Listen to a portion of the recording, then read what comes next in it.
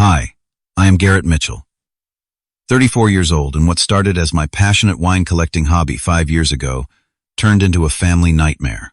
When I proudly showed my parents the custom wine cellar in my new dream house, they somehow decided I was an alcoholic who needed intervention. Their solution: I should give my house to my brother Trevor while I went to rehab. I never imagined standing up for myself would end with my own brother in prison. Before I dive into this wild story, let me know where you are watching from. Hit that like button and subscribe if you have ever had family misunderstand your passion for something sinister. Growing up, I was always the responsible one in the Mitchell family. While my younger brother Trevor was out partying and scraping by with C- grades, I was pulling straight A's and working part-time jobs. This pattern continued into adulthood. After graduating with a computer science degree, I landed an entry-level position at a tech consulting firm in Boston. Through consistent hard work and dedication, I climbed the corporate ladder, steadily eventually becoming a senior IT consultant, specializing in cybersecurity infrastructure.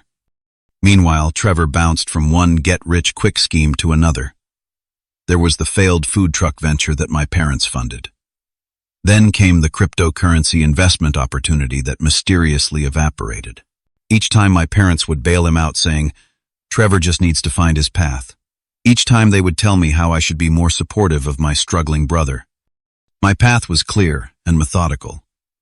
I lived below my means for years, sharing a cramped apartment with 2 roommates, even when I could afford my own place. I brought lunch from home, limited eating out, and tracked every dollar in a detailed spreadsheet. My coworkers thought I was extreme, but I had a dream, owning a beautiful house with enough space for my growing interests.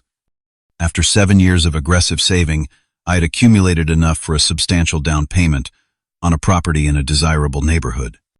The wine collecting began unexpectedly.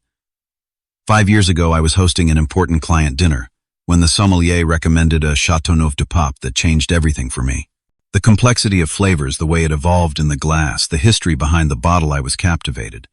I began reading about wine regions, grape varieties, and vintage variations. What started as curiosity quickly became passion. At a wine tasting event, I met Eleanor Winters, a former sommelier who had worked at several Michelin-starred restaurants before opening her own wine education business. She noticed my detailed notes and methodical approach and offered to mentor me. Under her guidance, I developed a sophisticated palate and deep knowledge of wine regions around the world.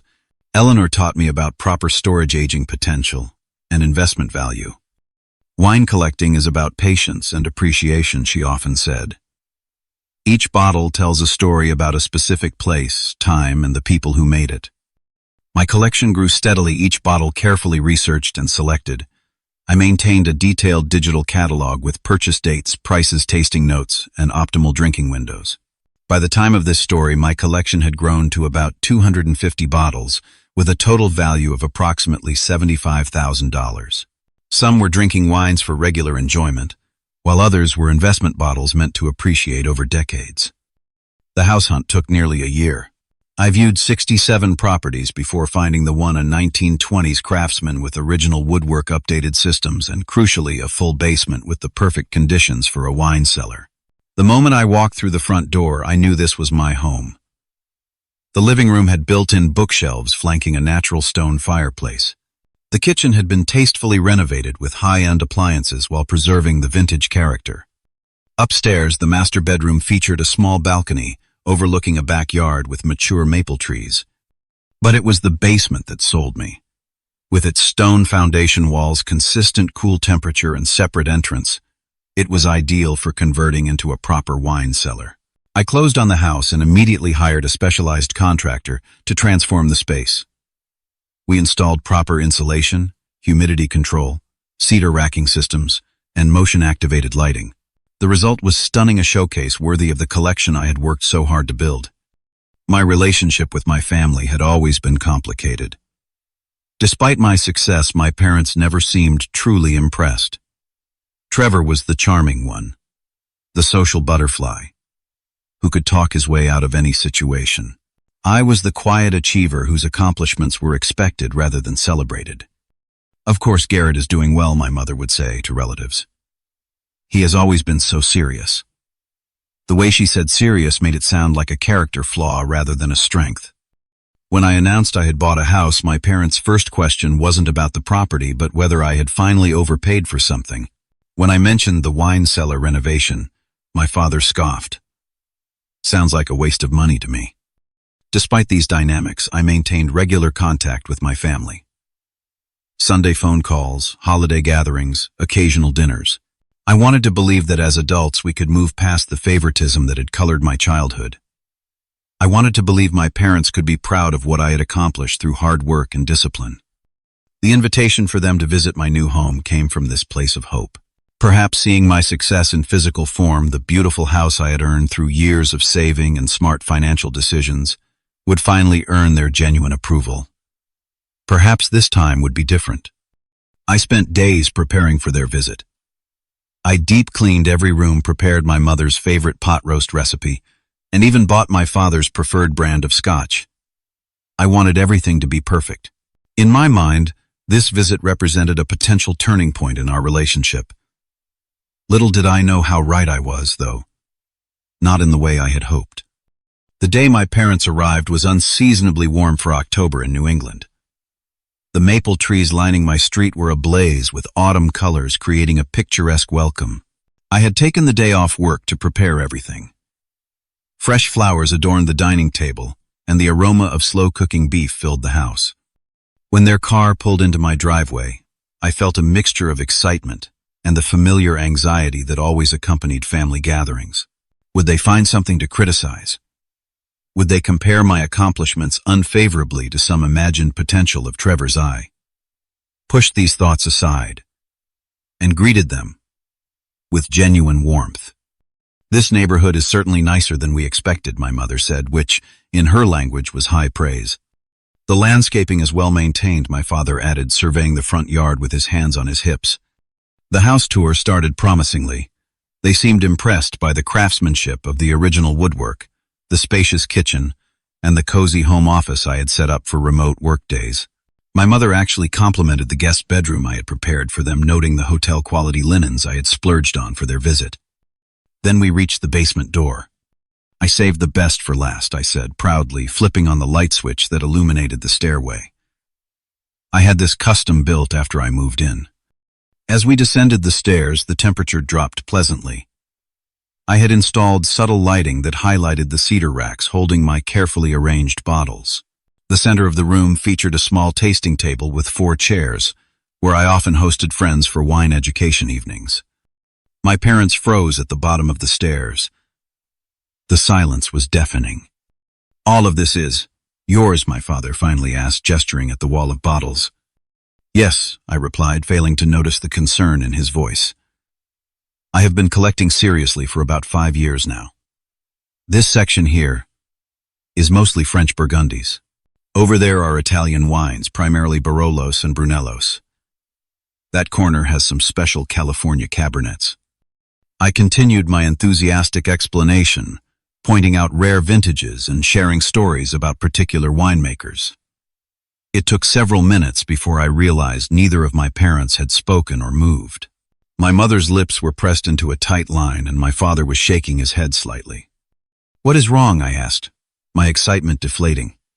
"We had no idea it had gotten this bad," my mother whispered almost to herself. "What had gotten bad?" I asked, genuinely confused. "This," my father gestured around the room. "All of this. Alcohol. Garrett, this is not normal." I laughed, thinking they were joking. "It is a collection, Dad. Like people who collect stamps or coins.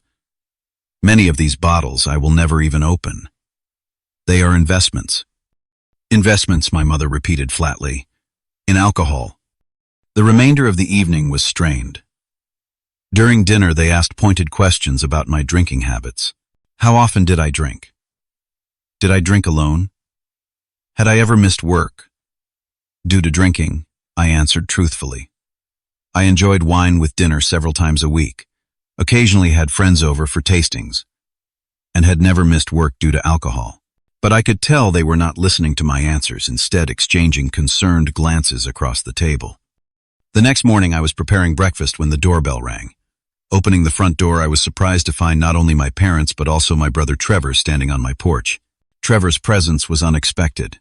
He lived 3 hours away and rarely visited without asking for money. "We need to talk," my father said grimly, walking past me into the living room without waiting for an invitation. They arranged themselves on my sofa, while I stood awkwardly in my own living room, still holding a spatula from cooking breakfast. "Garrett," my mother began, her voice gentle but firm. "We love you, and that is why we cannot stand by any longer." Stand by for what I asked, though. A sinking feeling in my stomach told me where this was heading. "Your drinking problem," my father stated bluntly. "That wine cellar is not the hobby of a casual collector. It is the hoard of an addict." Trevor nodded solemnly beside them, his expression a mask of practiced concern. "We are all really worried about you, bro." I nearly laughed at the absurdity. Trevor, whose own recreational drug use was well documented on his social media, was worried about my wine collection. The same Trevor who had been arrested twice for public intoxication was staging an intervention about alcohol. "This is ridiculous," I said. "I am a collector. I appreciate wine for its craftsmanship, history, and investment potential. I am not an alcoholic." "Denial is the first sign," my mother said, reaching for my hand. "Honey, you need help."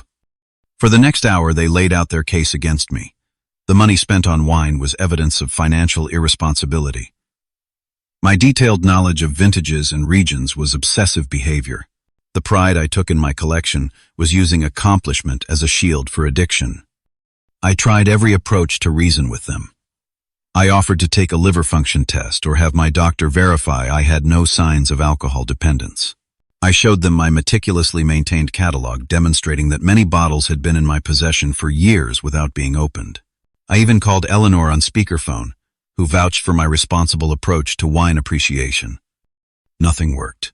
Each piece of evidence I presented was twisted into further proof of my disease. "This is exactly what addicts do," my father said. "They build elaborate systems to justify their addiction." Finally, my mother placed her hand on my knee. "Darling, we want you to check into a rehabilitation facility.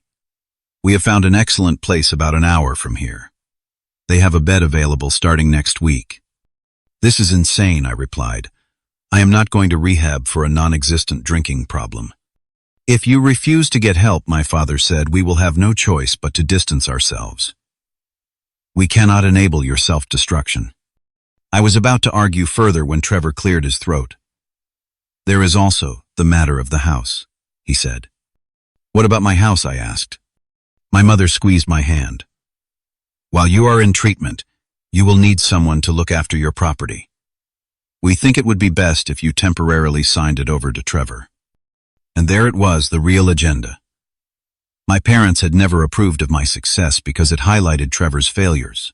Now they had found a way to redistribute the fruits of my labor to their favored child, under the guise of concern for my well-being. "Let me get this straight," I said, pulling my hand away from my mother's. "You think I should sign over my house that I saved for years to buy to Trevor, who has never kept a job for more than 6 months, because you decided overnight that I am an alcoholic based on my wine collection? When you put it that way, it sounds bad," Trevor said, having the audacity to look hurt. "I am just trying to help, man." But I could see the gleam in his eyes as he looked around my living room, mentally measuring for his furniture. This was not concern. This was opportunism. Plain and simple. "I think you should all leave," I said quietly.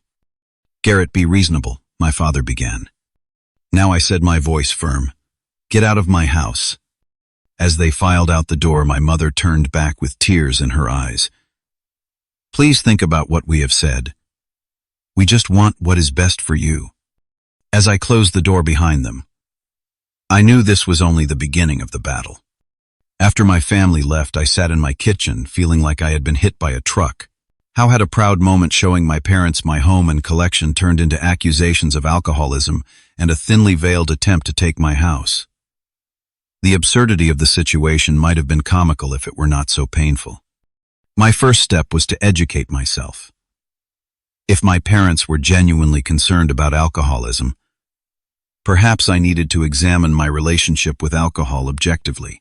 I spent hours researching alcohol use disorder, taking online assessments, and reading medical literature. Everything I found confirmed what I already knew: my relationship with wine was that of an enthusiast and collector, not an addict.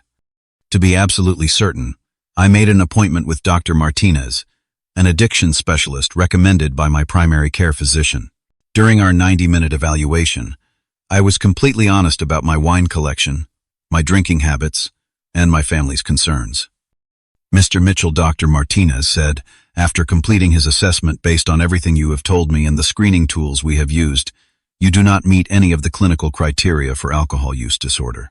Your relationship with wine appears to be a passionate hobby rather than a dependency.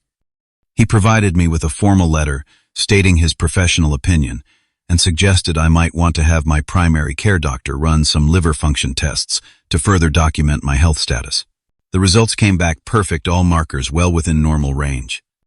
Armed with medical evidence, I also gathered testimonials from friends and colleagues about my drinking habits. My best friend Marcus wrote a detailed account of our 15-year friendship, explicitly stating he had never seen me intoxicated or behaving inappropriately with alcohol. My boss provided a letter confirming my exemplary work record and noting that in 5 years of company dinners and events, I had always demonstrated responsible behavior. I also documented my wine consumption patterns using my detailed catalog, which showed that despite owning hundreds of bottles, I typically opened only 2 or 3 per week, often sharing them with friends over dinner. With this evidence compiled, I invited my parents to meet me at a neutral location, a coffee shop near their home. I hoped that a calm, rational presentation of facts would help them see the reality of the situation. I was wrong. These medical reports are meaningless, my father said, pushing the papers back across the table without reading them. Any alcoholic can manipulate a doctor. Dad, this is a respected addiction specialist with 20 years of experience, I replied, struggling to keep my voice even. Why would he risk his professional reputation to cover for someone he just met? Money, my mother said simply. People do all sorts of things for money. And these testimonials from your friends, my father added. Of course they would cover for you.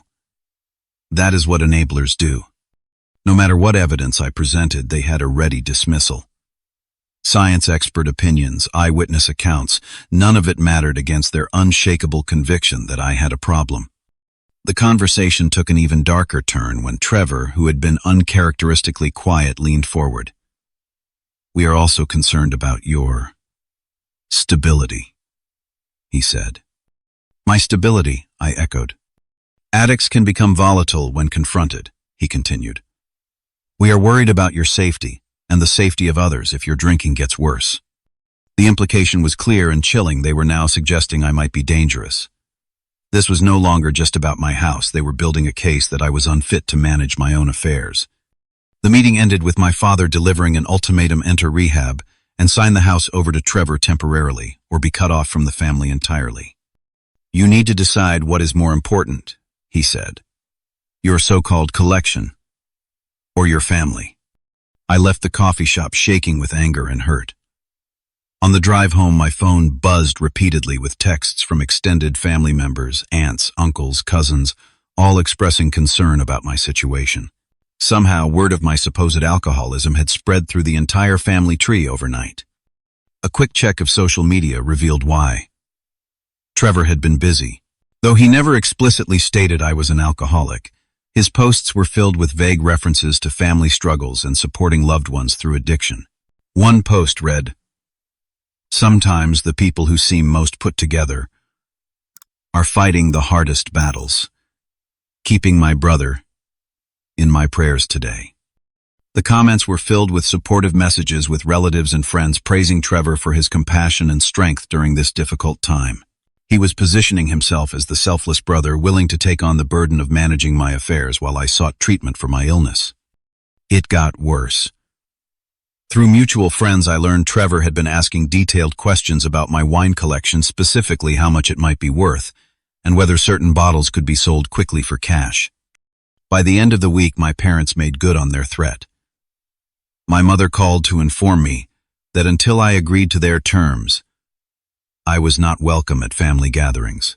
My father sent a text stating simply, "When you are ready to admit you need help, we will be here.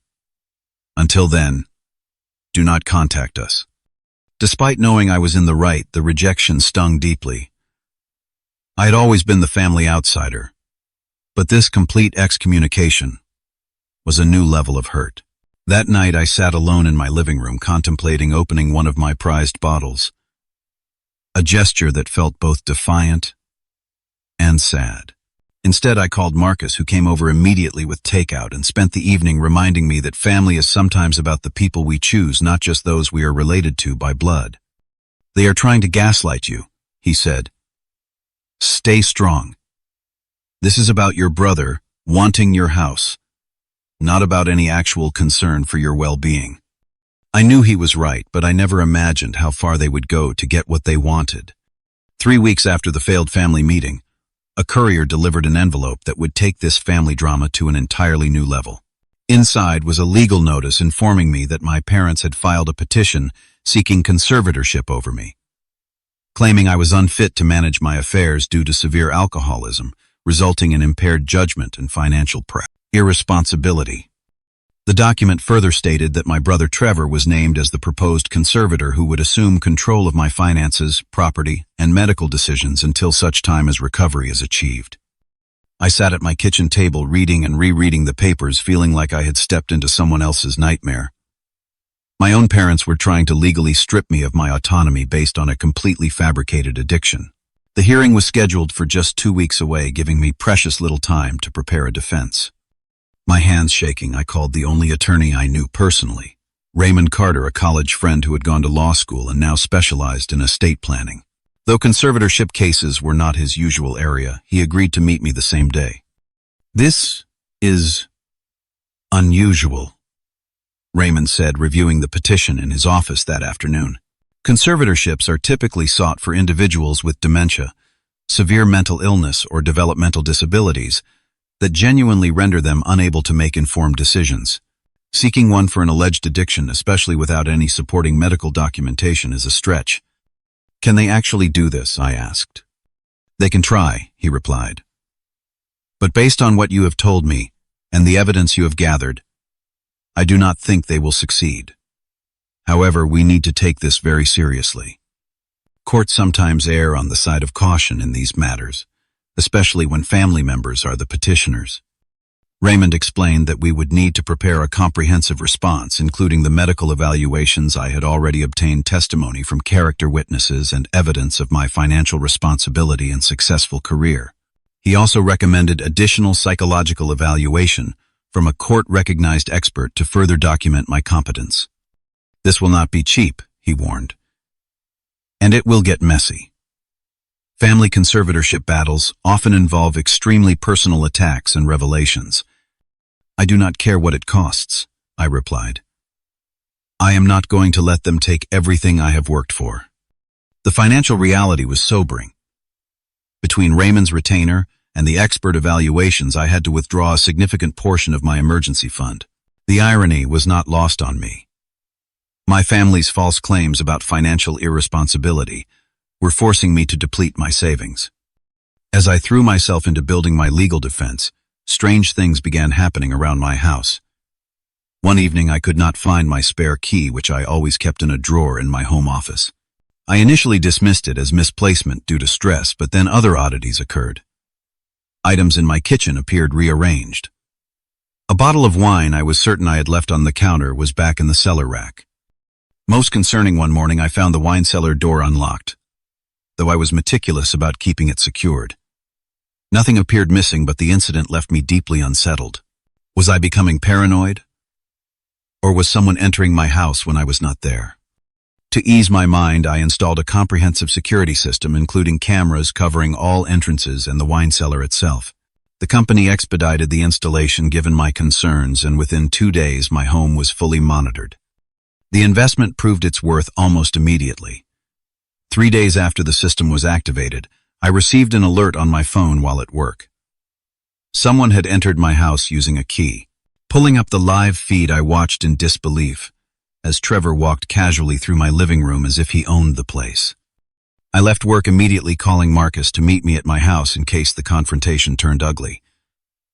By the time I arrived, Trevor was in my wine cellar examining bottles and taking photos of labels with his phone. "What the hell are you doing in my house?" I demanded, startling him so badly. He nearly dropped the bottle of Chateau Margaux. He was holding a $2,000 bottle I had been saving for my 40th birthday. "Jesus, Garrett," Trevor exclaimed, quickly setting down the bottle.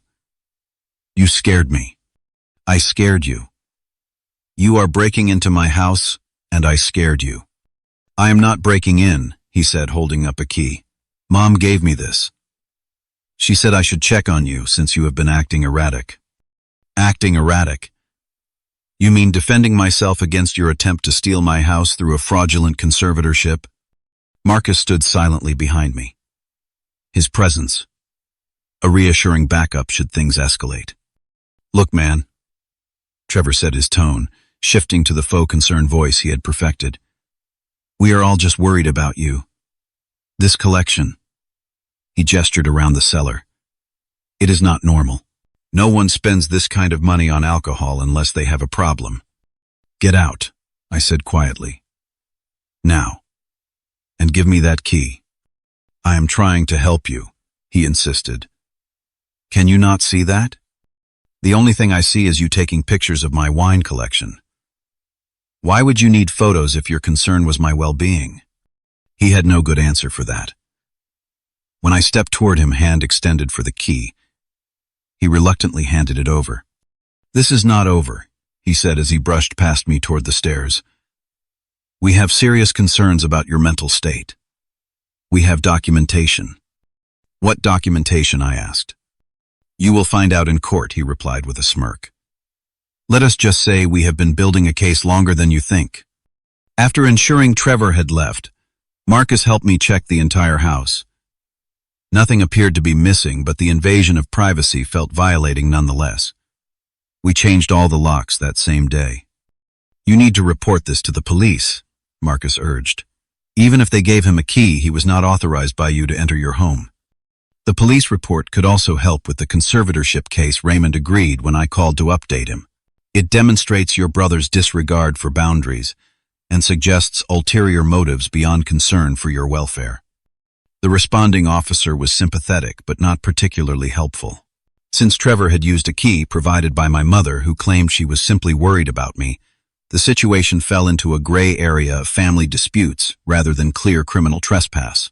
However, the officer did file a report documenting the incident and advised me to seek a restraining order if I felt threatened.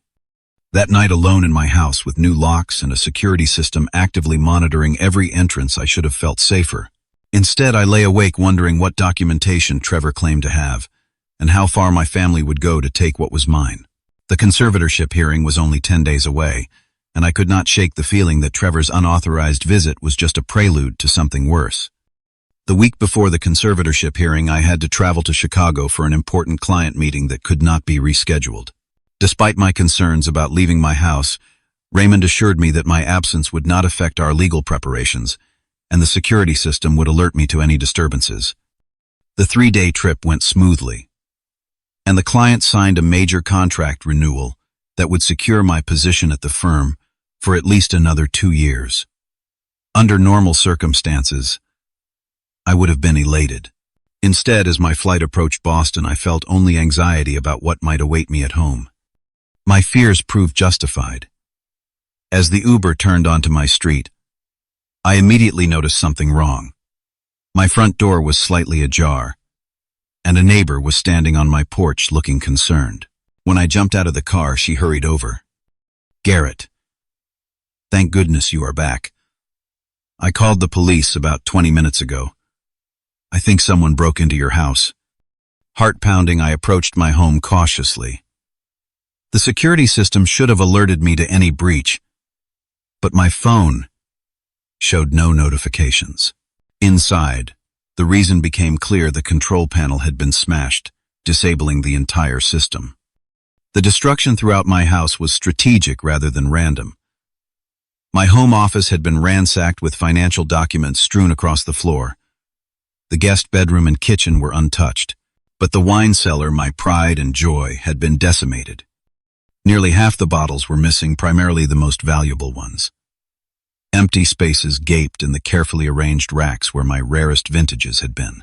Broken glass from several shattered bottles covered the floor, the spilled wine leaving dark stains on the concrete like pools of blood. The police arrived while I was still surveying the damage. Detective Simmons, a middle-aged officer with a methodical approach, took charge of the investigation. "This was not a random break-in," he observed, noting the pattern of the theft. "The perpetrators knew exactly what they were looking for. They disabled your security system and went straight for high-value items while ignoring electronics and other typical targets."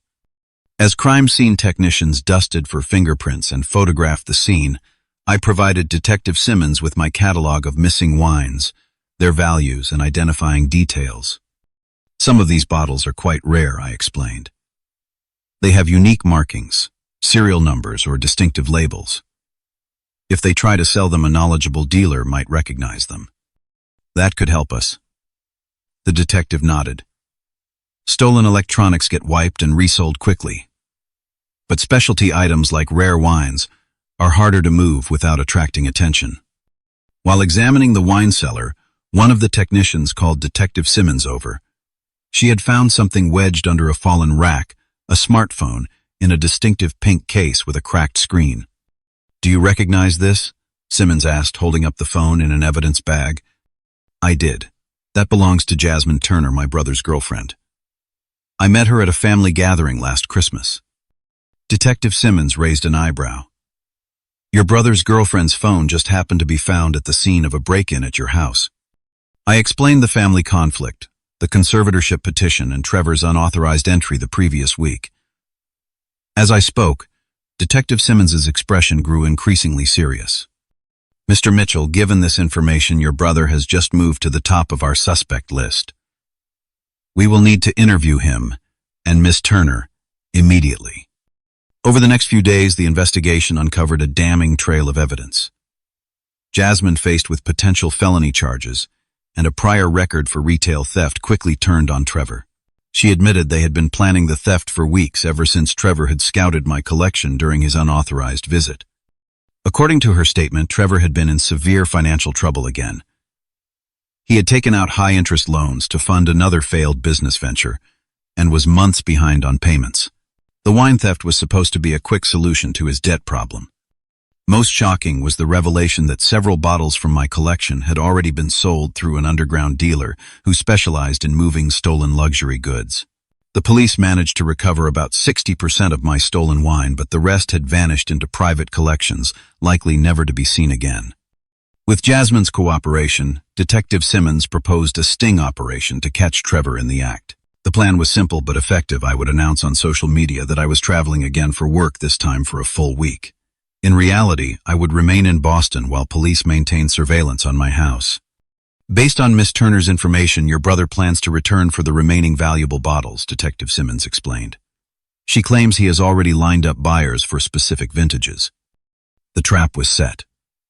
I posted about my upcoming business trip to Seattle on all my social media accounts, complete with a staged photo of a packed suitcase. Trevor took the bait almost immediately, texting to ask if I had sorted out that mess in the basement, yet a thinly veiled attempt to confirm whether I had replaced the security system. 3 nights into the supposed trip, at approximately 2:30 a.m., the silent alarm that police had temporarily installed triggered. Through live video feeds set up in a nearby surveillance van, we watched as Trevor and 2 unknown men entered my home using a key. They headed straight for the wine cellar, carrying empty wine crates and packing materials. Detective Simmons gave the signal, and police officers swarmed the house from all entry points. Trevor and his accomplices were caught literally red-handed in the process of carefully packing my most valuable remaining bottles.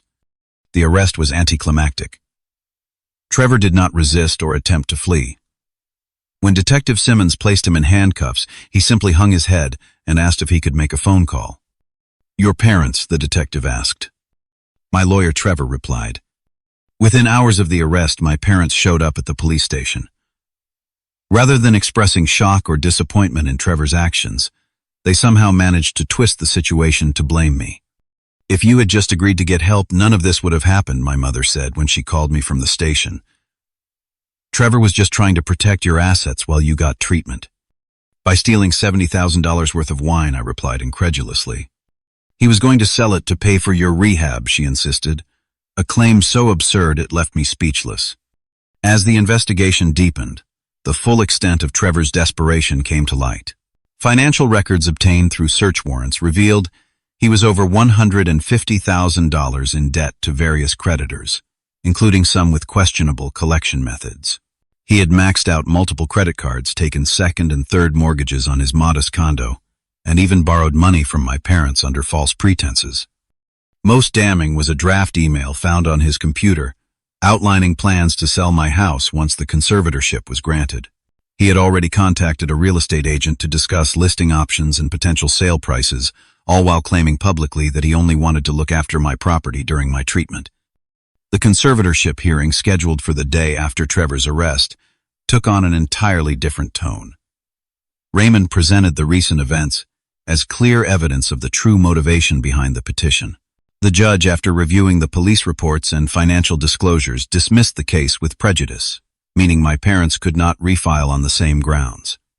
The court finds no credible evidence that Mr. Garrett Mitchell suffers from any condition warranting conservatorship, the judge stated firmly. Rather, the evidence suggests this petition may have been filed as part of a scheme to gain control of Mr. Mitchell's assets for improper purposes. As devastating as the whole ordeal had been, I could not help feeling a grim satisfaction at seeing the truth finally exposed. The family that had always made me feel inadequate despite my success had revealed the depths of their dysfunction and greed. But the story was far from over. Trevor still faced serious criminal charges, and I had to decide how much further I wanted to pursue justice against my own blood. Trevor's criminal case moved through the justice system with surprising speed. Given the substantial evidence against him, security footage, Jasmine's testimony, financial records showing motive and being caught in the act, his attorney advised him to accept a plea deal rather than face trial.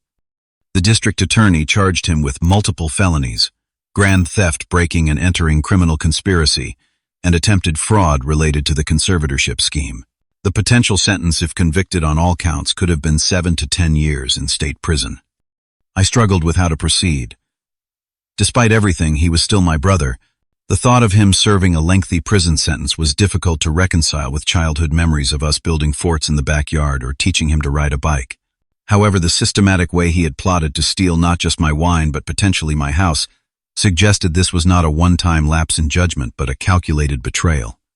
Raymond, who had stayed on as my attorney through the criminal proceedings, advised me to let justice take its course. "This goes well beyond family disagreement," he said. "What Trevor did was premeditated, and he involved others in his scheme. Without consequences, there is nothing to prevent him from targeting someone else in the future." I ultimately decided not to advocate for leniency.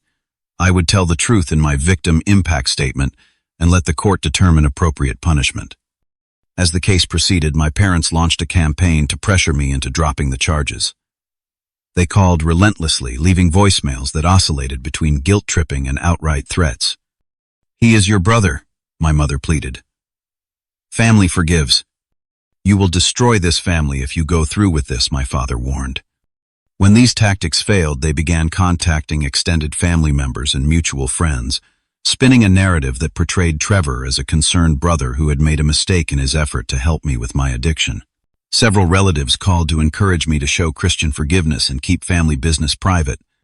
The pressure campaign culminated in an ambush outside the courthouse after a preliminary hearing. My parents, flanked by several aunts and uncles, confronted me in the parking lot. "How can you do this to your own brother?" my father demanded loudly, drawing attention from passers-by and court staff. "I am not doing anything to him," I replied, struggling to maintain composure. "His own actions brought him here. We raised you better than this," my mother said, tears streaming down her face. To turn on family. Family, I interrupted, years of suppressed feelings finally boiling over. Was it family when you constantly favored Trevor despite his repeated failures? Was it family when you tried to take my house based on a completely fabricated addiction? Was it family when Trevor broke in and stole $70,000 in his worth of property I worked hard to acquire? My father stepped forward, finger raised as if to lecture a child. "Now listen here. No, you listen, I said, my voice steady but firm. For 34 years I have tried to earn your approval. I've been the responsible one, the successful one, the one who never asked for bailouts or handouts. And somehow that was never enough. Trevor could fail over and over, and you would rush to his rescue. I succeeded through hard work and discipline, and you looked for ways to tear me down. That is not true, my mother protested weakly. It is absolutely true, I continued. And this whole conservatorship scheme proved it beyond any doubt. You were willing to legally brand me incompetent, to strip me of my basic rights, all to give Trevor access to what I have earned. That is not family. That is exploitation. My extended family stood in uncomfortable silence, many looking at the ground or shifting awkwardly. I realized some of them might be hearing this perspective for the first time. I am done, I said finally. I am done trying to earn love that should have been freely given. I am done being the family scapegoat, while Trevor is the golden child. I am done with all of it. I walked away, then ignoring their calls to come back. It was the most liberated I had felt in years, perhaps ever. The weight of seeking parental approval. A weight I had carried so long, I no longer noticed it had finally been lifted. 2 months later, Trevor stood before the judge for sentencing. He had accepted a plea deal that reduced some charges in exchange for full restitution of the value of the unrecovered wines. The judge had discretion on the final sentence, ranging from probation to 5 years in prison. In my victim impact statement, I focused on facts rather than emotion. I detailed the financial and property losses, the invasion of privacy, and the betrayal of trust. I did not call for any specific punishment, but emphasized that this was not a victimless crime or a simple misunderstanding. Trevor spoke last. For the first time since this ordeal began, he seemed genuinely remorseful rather than performatively concerned. I want to apologize to my brother, he said, voice cracking slightly. What I did was inexcusable. The truth is, I have been jealous of Garrett my entire life. He succeeded at everything I failed at. He built a life I could not manage to create for myself.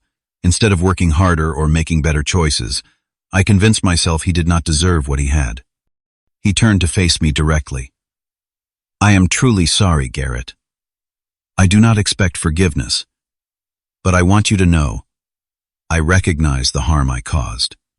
The judge sentenced Trevor to 3 years in state prison, with eligibility for parole after 18 months plus full restitution of $57,000 for the unrecovered wines and property damage.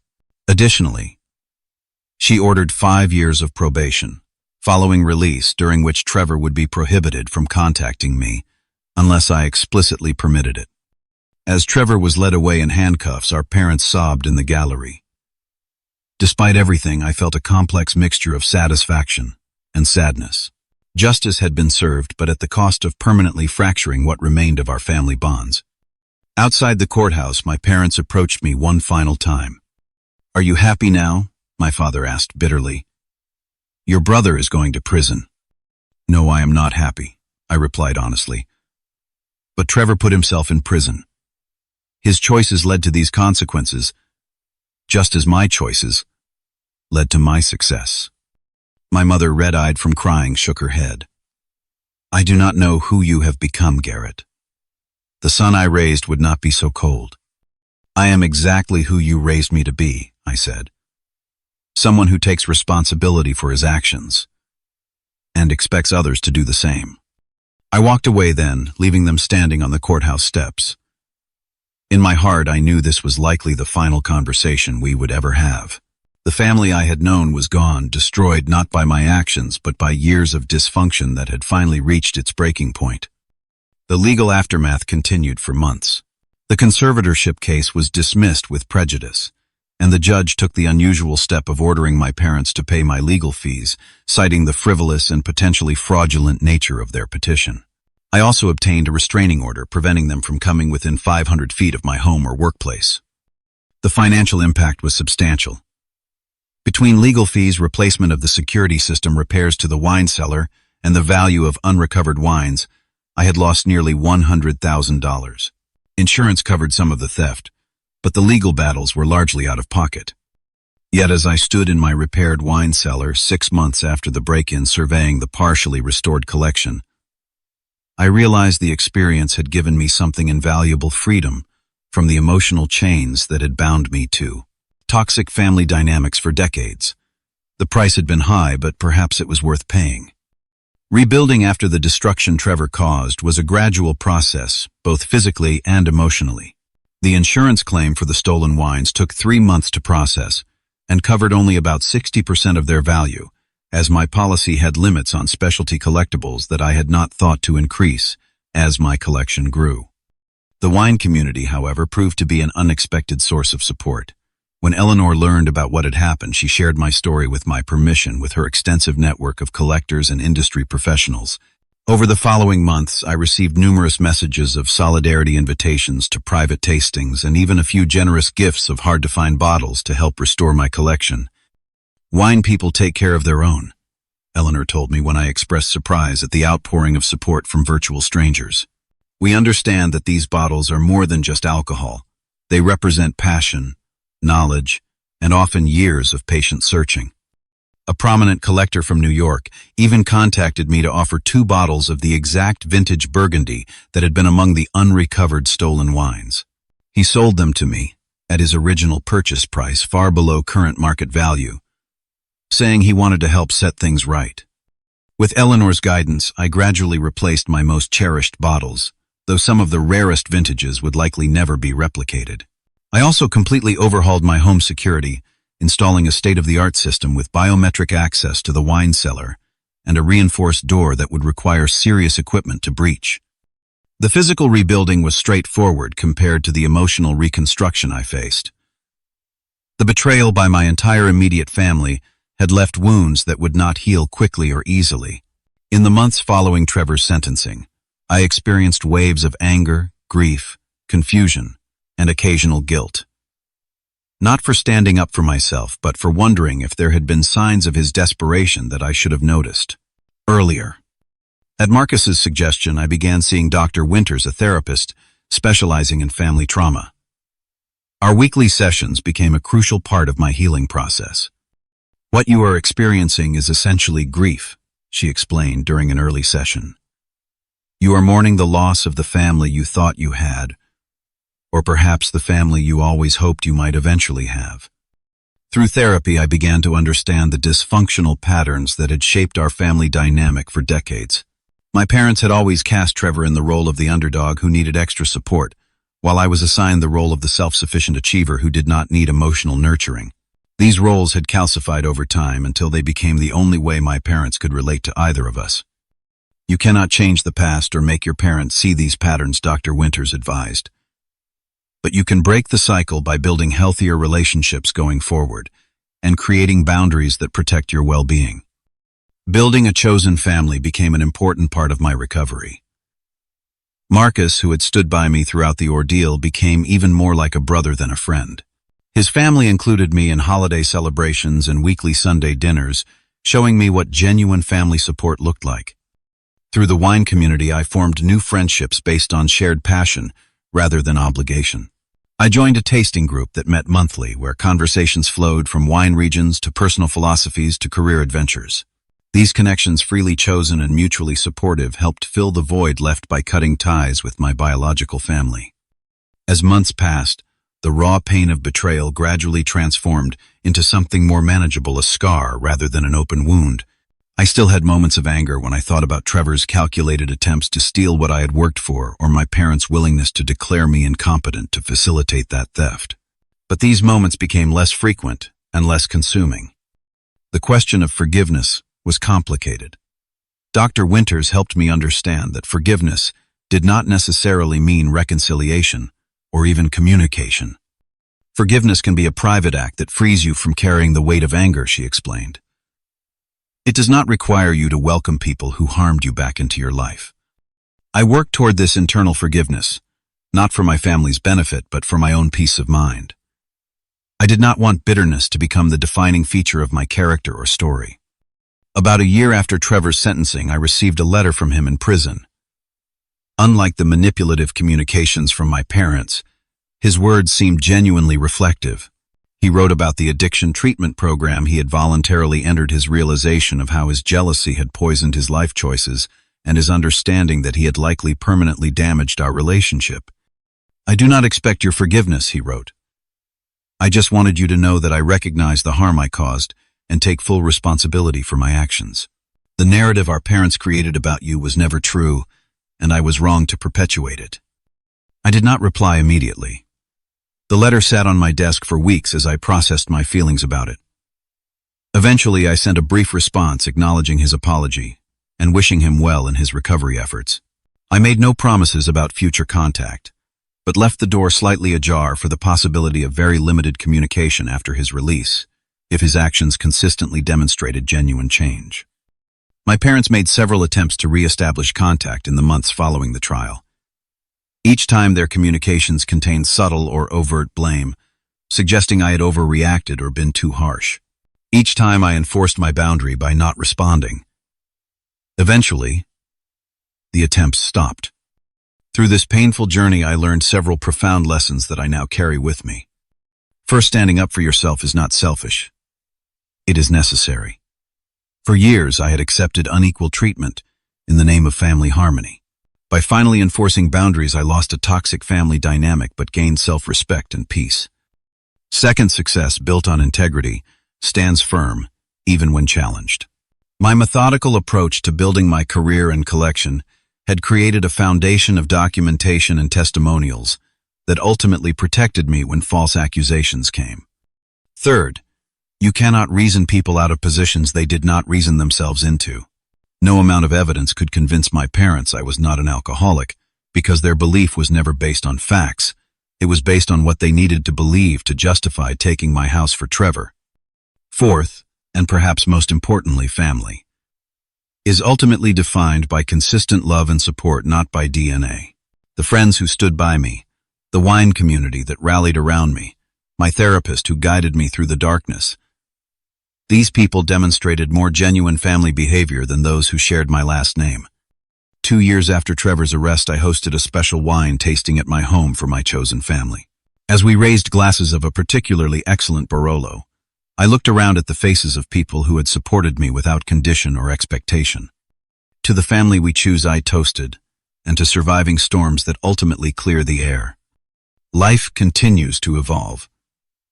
My wine collection has been largely restored, though I now view it differently, less as an achievement to be proud of, and more as a simple pleasure to be shared with those who appreciate it. My career has advanced further with a recent promotion to director level at my firm. Most importantly, my sense of inner peace has grown stronger, as I have accepted that family dysfunction was never my burden to fix. If there is anything I hope others take from my story, it is this: your worth is not determined by those who fail to see it, and sometimes the most loving thing you can do both for yourself and others is to stand firmly in your truth, even when it costs you relationships that were supposed to be unconditional. Have you ever had to stand up to family members who were trying to take advantage of you? How did you handle that situation? I would love to hear your stories in the comments. And if my experience has resonated with you, please like this video and subscribe to the channel for more stories about navigating difficult family dynamics and coming out stronger on the other side. Thank you for listening, and remember, sometimes the family you build is more valuable than the one you were born into.